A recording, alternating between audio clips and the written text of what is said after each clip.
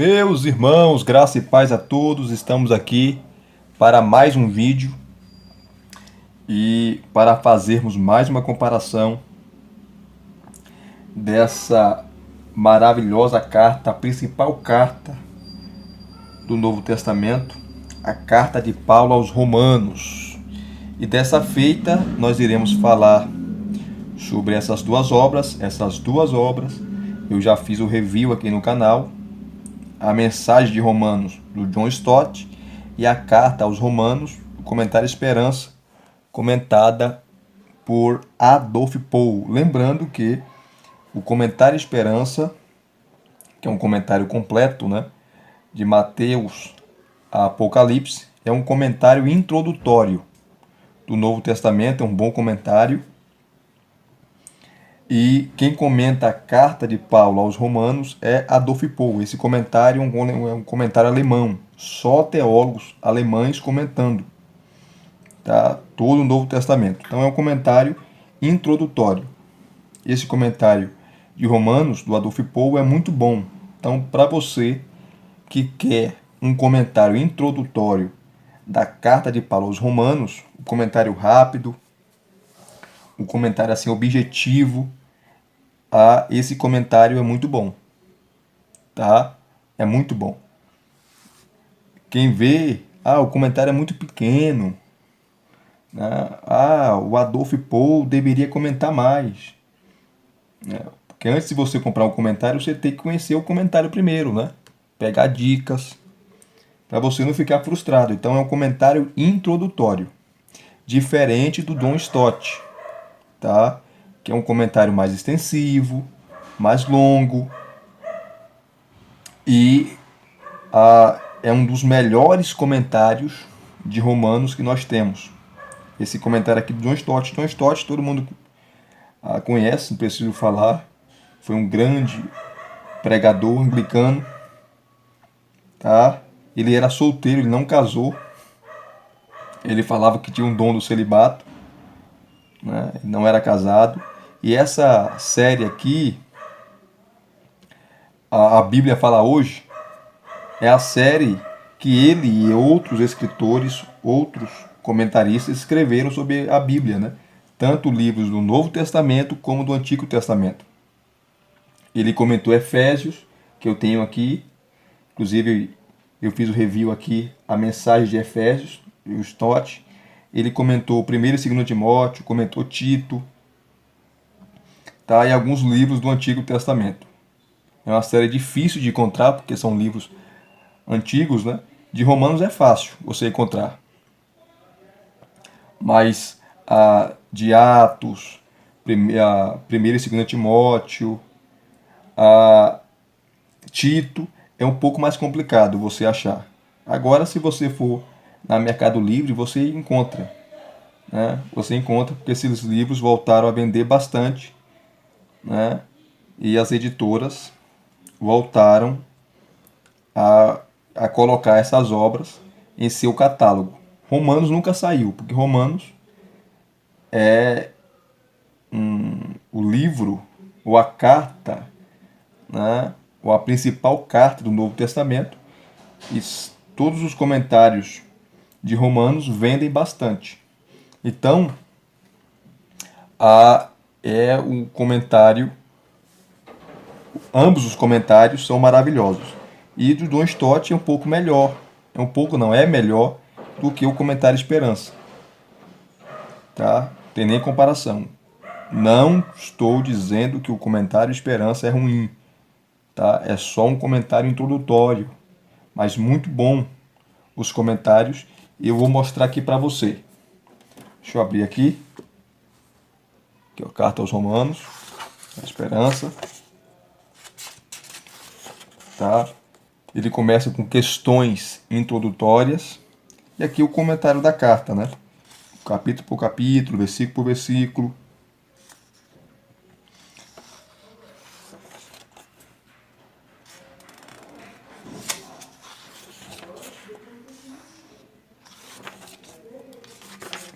Aqui, deixa eu pegar Romanos 1, que começa questões introdutórias, né?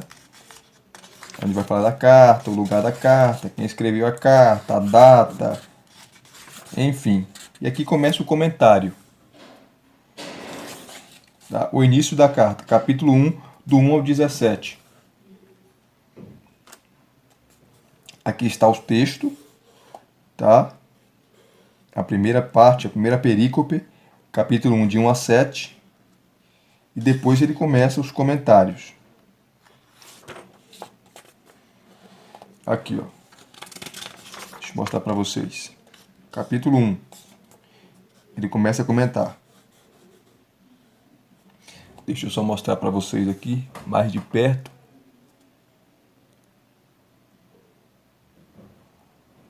Aqui.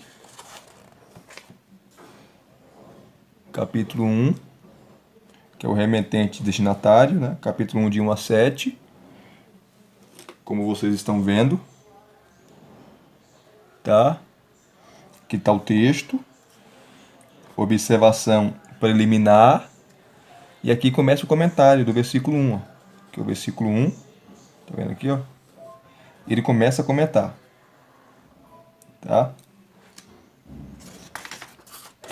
Aí ele comenta o versículo 1, as palavras que aparecem. Servo de Jesus Cristo, que Paulo fala que é servo, né? A palavra grega aqui é doulos, escravo. Primeiramente, ele é um servo de Jesus Cristo. Literalmente, um escravo. Se essa auto... Deixa eu mostrar aqui para vocês. Subir aqui um... Aqui, ó. Primeiramente, ele é um servo de Jesus Cristo, literalmente um escravo. Se essa autodefinição saísse da boca de um grego, seria avaliada como um gesto de humildade exagerada, pois no helenismo, a cultura grega, o termo tinha um sentido quase exclusivamente desonroso. Falar que você é um escravo, né, na cultura grega. Mas nesse texto fala um judeu marcado pelo Antigo Testamento, o qual pode designar, por meio dessa palavra, o serviço mais sublime, a saber, ser colocado no serviço do próprio Deus. Era assim que Moisés, Josué, Davi e, sobretudo, os profetas se chamavam servos de Deus. E era o que Paulo era, né? Era um servo. Aqui ele fala chamado, né? Para ser apóstolo, separado para o evangelho de Deus. Aqui ele comenta o versículo 2. E assim sucessivamente. Ele vai comentando. Né? Vamos ver o que ele fala aqui nos versículos 16 e 17, que é o tema da carta. Versículos 16 e 17. Mas antes de ler, talvez não dê para ler, por causa do tempo, né? Mas eu quero falar aqui do resumo que ele faz muito bem dos versículos 16 e 17. Né? Aqui, ó. Deixa eu mostrar aqui. Deixa eu aproximar mais para vocês.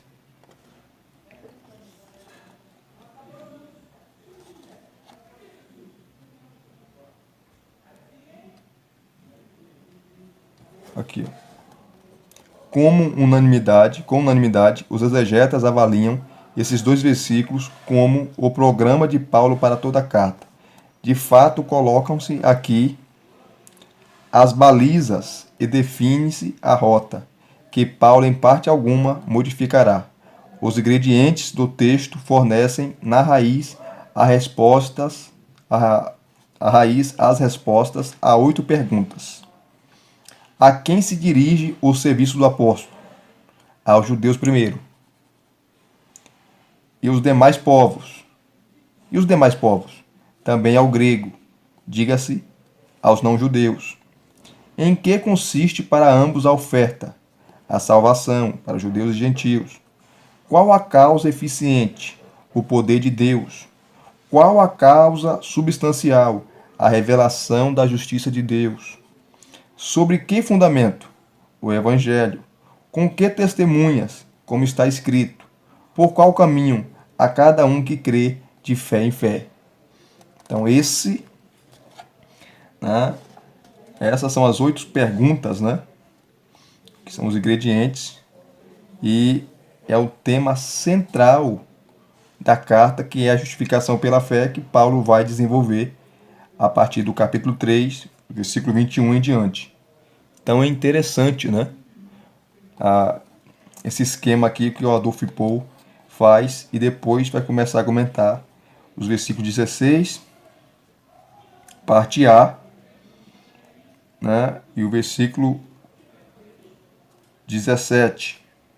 16, parte A, depois 16, parte B. Está aqui, ó.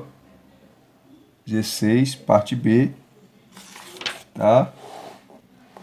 Ele comenta muito bem. Vai ser uma introdução, mas é muito bem fundamentada, né? Ele não enrola muito. Porque tem comentários que é 3, 4, 5 páginas para comentar um versículo e às vezes enrola demais e acaba se perdendo no raciocínio. Ele já é objetivo. Tá? Ele é muito objetivo.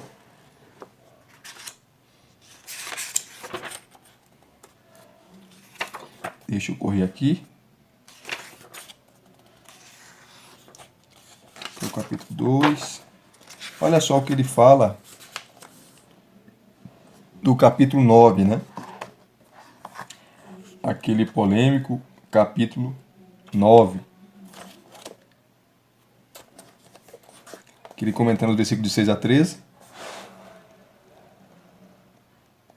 Aqui é o capítulo 6. Tá? Porque nem todos de Israel são de fato israelitas. Ó, ele fala aqui, ó. É nessa perspectiva que se situa a frase causal seguinte: a eleição não se tornou direito habitual de poucos, porque nem todos os, aí ele coloca entre aspas aqui, ó, que são apenas exterior e fisicamente, né, os judeus, de Israel são de fato israelitas, os eleitos. O Israel que se refere à Escritura não coincide com uma aliança de sangue. Tá? Nascimento judaico, não por natureza, uma ligação com Deus.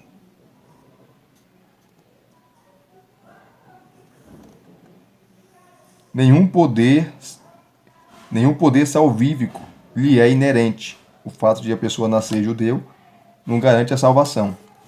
Neste povo, né, procriação não significa desde já acontecimento de salvação, não é genético. Deus não se deixa enquadrar como um Deus nacional. Ser Israel, aqui, ó, ser Israel verdadeiro continua sendo uma dádiva. Tá? Ser Israel verdadeiro continua sendo uma dádiva. Quem não fizer a devida distinção e continuar operando como um conceito rígido de Israel, ainda não captou os verdadeiros acontecimentos ocorridos em torno de Israel. Acontecimentos ocorridos em e em torno de Israel.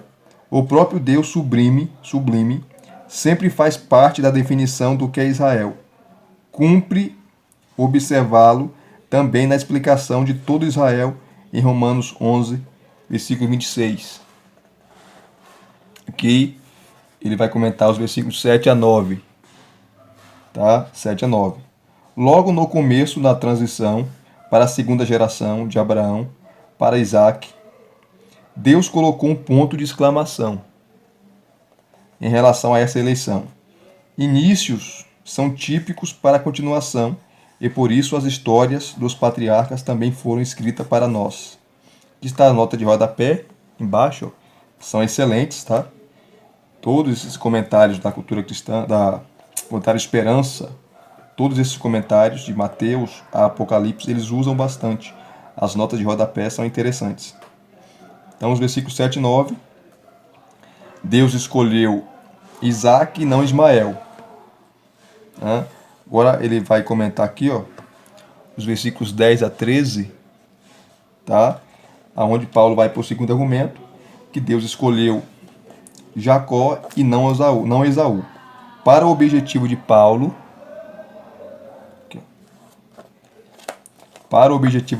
também servia de modo especial o exemplo da terceira geração, e não ela somente, mas também Rebeca ao conceber de um só, Isaque, nosso pai.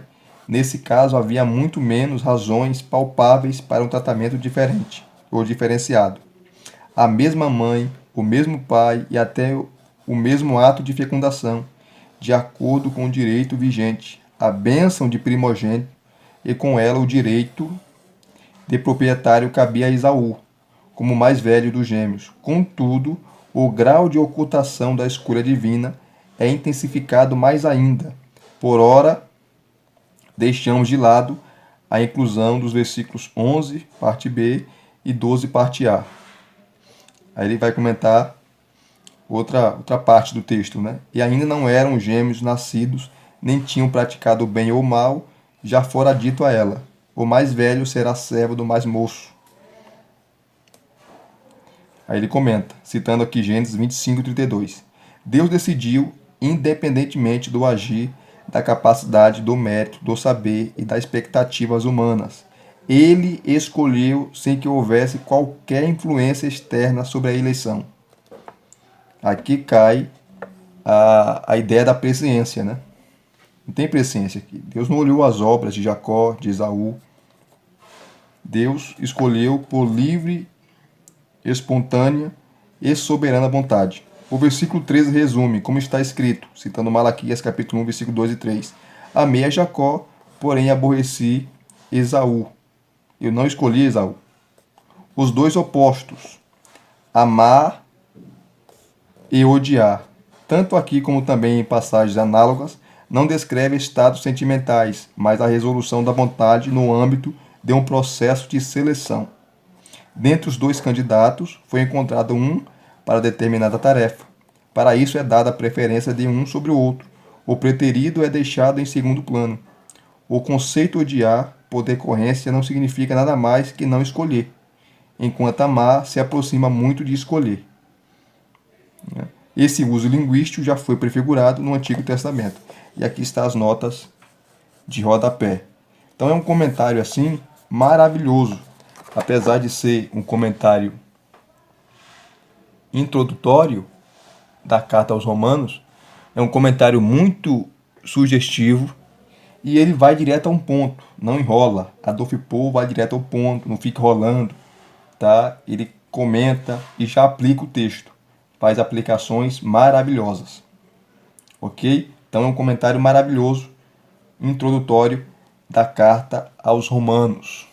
Tá? Se você puder adquirir, adquira, você não irá se arrepender. Já o comentário do John Stott, comentário do Stott, né, é incomparável. É mais extensivo, você vê aqui a grossura dele, ó, tá? É mais extensivo, maravilhoso, expositivo.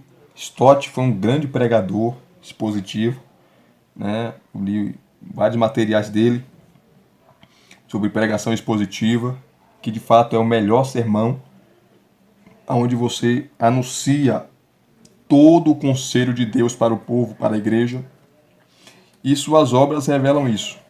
Ele era tão bom, tanto dando aula de teologia, como pregando e também escrevendo. Stott deixou seu legado e todo mundo que tem as suas obras sabem, né, sabem perfeitamente daquilo que eu estou falando. Então, o comentário dele, maravilhoso, né? Como todos os comentários, tá? Tem um ensaio preliminar, que é a influência da carta, novos desafios para antigas tradições, por que Paulo escreveu a carta, um breve panorama de Romanos, para depois ele começar a comentar toda a carta. Lembrando que a melhor introdução da carta aos Romanos é o comentário do William Hendricks de Romanos. É a melhor introdução, tá? Todos dão uma boa introdução, mas o William Hendrickson, ele é muito mais exaustivo em sua introdução. Uma introdução fantástica da carta aos Romanos. Tá? Está o sumário, o prefácio do autor. Deixa eu correr aqui, cada tempo. Deixa eu logo os comentários. Você vai ver como ele trabalha aqui. pegar aqui.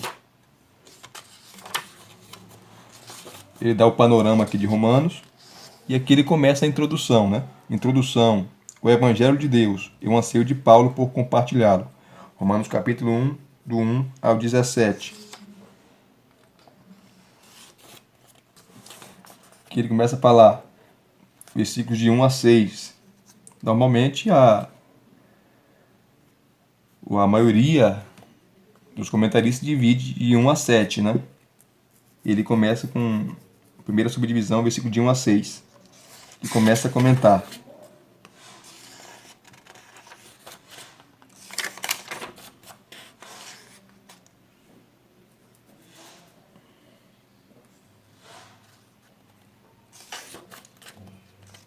Muita coisa ele comenta. Versículos de 7 a 13. Paulo e os Romanos. Deixa eu pegar aqui também Romanos 9. Você vê o comentário do Stott sobre Romanos 9. Deixa eu pegar aqui.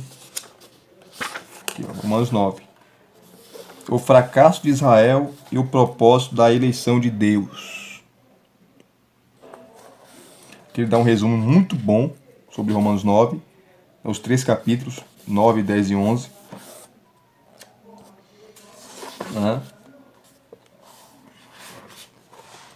Interessantíssima essa parte aqui.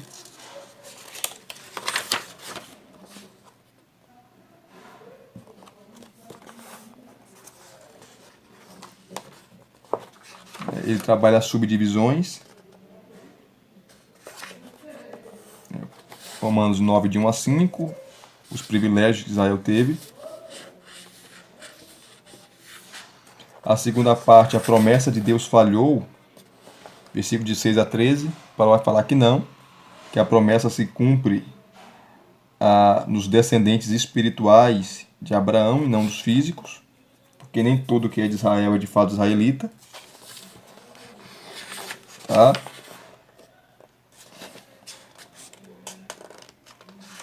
Aí ele vai comentando aqui, ó.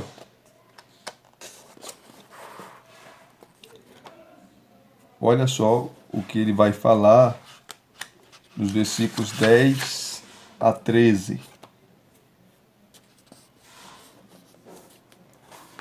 Depois de ele falar dos versículos 7, 8 e 9, que Deus escolheu Isaac e não Ismael. Depois ele vai para o segundo exemplo para falar que Deus escolheu Jacó e não Esaú. Deixa eu colocar a câmera aqui perto. Para vocês acompanharem a leitura comigo. Aqui, ó, versículo 10. Ele começa a falar aqui, ó. Jacó e Esaú, no entanto, eram filhos da mesma mãe, Rebeca.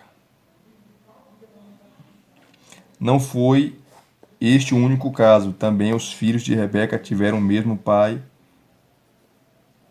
nosso pai Isaac, versículo 10. Diz Paulo, além do mais, eram gêmeos. Todavia, antes que os gêmeos nascessem, ou fizessem qualquer coisa boa ou má, Deus já havia tomado e revelado sua decisão à mãe deles. Foi um ato deliberado a fim de que o propósito de Deus, conforme a eleição, seu eterno propósito, que age de acordo com o princípio da eleição, permanecesse. Está no versículo 11. Então, alguns falavam, Paulo, escolher Isaac e não Ismael é fácil. Primeiro, a Agar não era esposa de Abraão, era serva de Sara. Ele nasceu ali devido a um plano ali meio asqueroso de Abraão e Sara. Tá? Agar era escrava, tá? Era egípcia. Então a escolha foi fácil. Escolher Isaac e não Ismael. Aí Paulo, tudo bem. Aí ele vai para o segundo exemplo.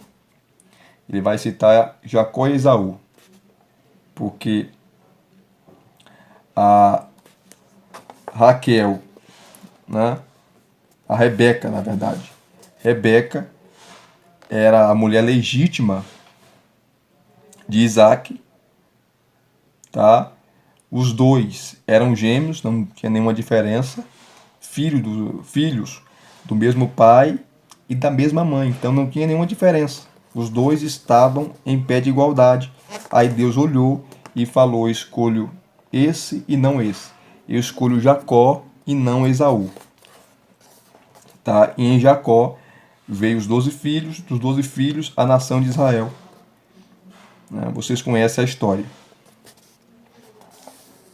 Então é isso que Paulo está citando aqui. Então, ele continua aqui o Stott falando: deve ser consciente da parte do autor o contraste aqui entre a questão se a promessa de Deus falhou, como o versículo 6, e a declaração de que o seu propósito deve permanecer, versículo 11. Já o sentido da expressão o propósito de Deus, conforme a eleição, não deixa dúvida alguma. Significa que a escolha de Deus quanto a Isaac e não Ismael, e Jacó e não Esaú, não se origina neles, nem em coisa alguma, nem em suas obras, que eles tenham feito, mas na mente e vontade daquele que chama, nesse caso Deus. Paulo reforça seu argumento citando duas passagens da Escritura que se referem a Jacó e Esaú. A primeira declara que o mais velho servirá ao mais novo, colocando assim Jacó acima de Esaú. Você nunca vai ver Esaú servindo Jacó, tá? Mas quando você pega os dois povos, Israel tem a preleção de Deus, e Edom não. Edom, os descendentes de Esaú. Você vê na história os descendentes de Esaú, os edomitas, servindo o povo de Israel. Isso é claro.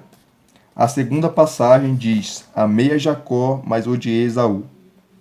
Uma declaração assim, dita com tanta franqueza, chega como um choque.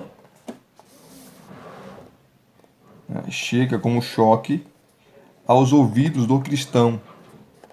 E por certo não pode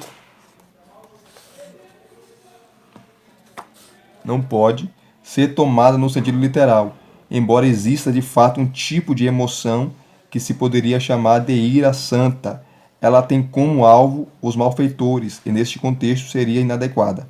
Assim, várias tentativas já foram feitas no sentido de atenuar esta declaração. Uns sugerem que a referência não é propriamente a Jacó e Esaú como indivíduos, mas sim a povos que deles descenderam, Israel e os edomitas, e o destino histórico de cada um, dos povos.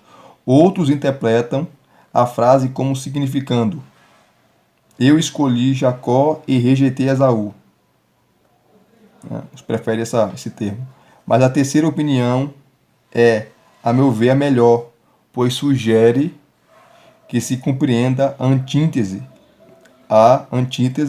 como uma expressão idiomática que no hebraico indicaria preferência. O próprio Jesus nos deixa margem para esta interpretação, quando, segundo o relato de Lucas, ele diz que não podemos ser seus discípulos a menos que odiemos nossos familiares, enquanto que, de acordo com Mateus, é-nos proibido amá-los mais do que eles. Embora isso torne a palavra mais aceitáveis, a realidade que subjaz a declaração permanece a saber que Deus colocou Jacó acima de Esaú, inclusive como indivíduos, e não apenas no sentido de quem era o povo de Deus, tá? Inclusive como indivíduos, e não apenas no sentido de quem era o povo de Deus, tá? Então, Deus colocou Jacó acima de Esaú. Tanto o indivíduo Jacó como a nação que saiu, os 12 filhos de Jacó que os 12 filhos formaram a nação de Israel. Então, é um texto claro, independente se você é arminiano ou calvinista, é um texto claro e específico que fala, tá, sobre isso. Inclusive como indivíduos e não apenas no sentido de quem era o povo de Deus, tá? Se era o povo de Israel, os israelitas ou os edomitas. Tá? Então, E há muita coisa que ele comenta aqui. Tá? Muita coisa que ele comenta. Comentando parte por parte, perícope por perícope, versículo por versículo. É um comentário monstruoso, maravilhoso. Tá? Então, esses dois comentários aqui são comentários que não podem faltar em sua biblioteca. Se você quer um comentário mais curto, mais objetivo, mais introdutório, compre o comentário Esperança, né? O comentário Esperança da carta aos Romanos, comentada pelo teólogo alemão Adolf Pohl. Se você quer um comentário mais extensivo, mais expositivo, tá? Compre do John Stott, que você não irá se arrepender, né? John Stott é meu escritor favorito. E eu consulto bastante essa obra aqui quando vou pregar sobre Romanos, vou fazer exposições sobre Romanos, eu uso bastante John Stott, bastante, porque é um teólogo fantástico, né? Muito fácil de entender a sua linguagem, as suas aplicações, a sua exegese, a sua hermenêutica, uma hermenêutica séria, concisa, coesa, coerente com o texto bíblico, assim como todos os comentários que eu tenho aqui.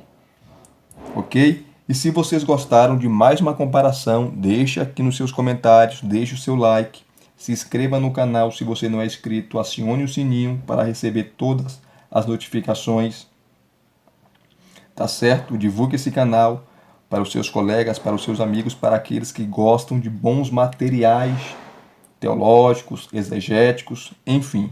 Deus vos abençoe. Até os próximos vídeos.